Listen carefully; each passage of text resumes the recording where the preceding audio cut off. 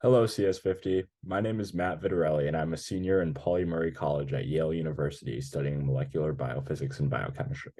This is my CS50 final project titled Biochemistry Toolbox Login.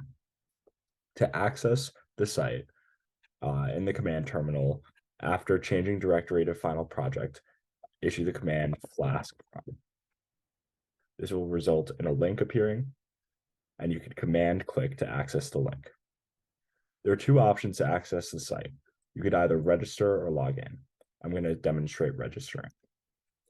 I'll create a username and a password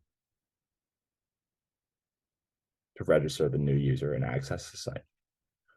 Once the site has been accessed, there are three tools of interest. The first is DNA sequence analysis.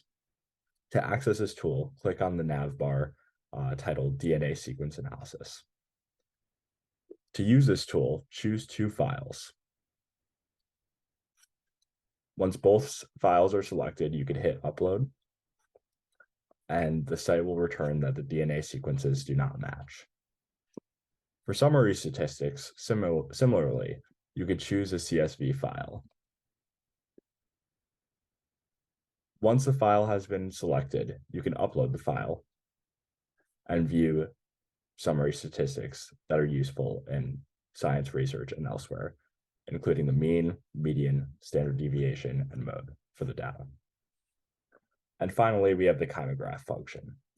A kymograph is an image that shows distance and time for a molecule that's being tracked on a cover slip.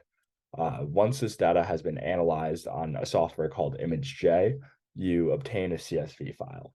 This function saves a lot of time by allowing you to upload the CSV file. And once it is selected, uploading it. The server is quite slow right now, but once the upload button is selected or is clicked, rather, it will return the speed in micrometers per second of the molecule being tracked.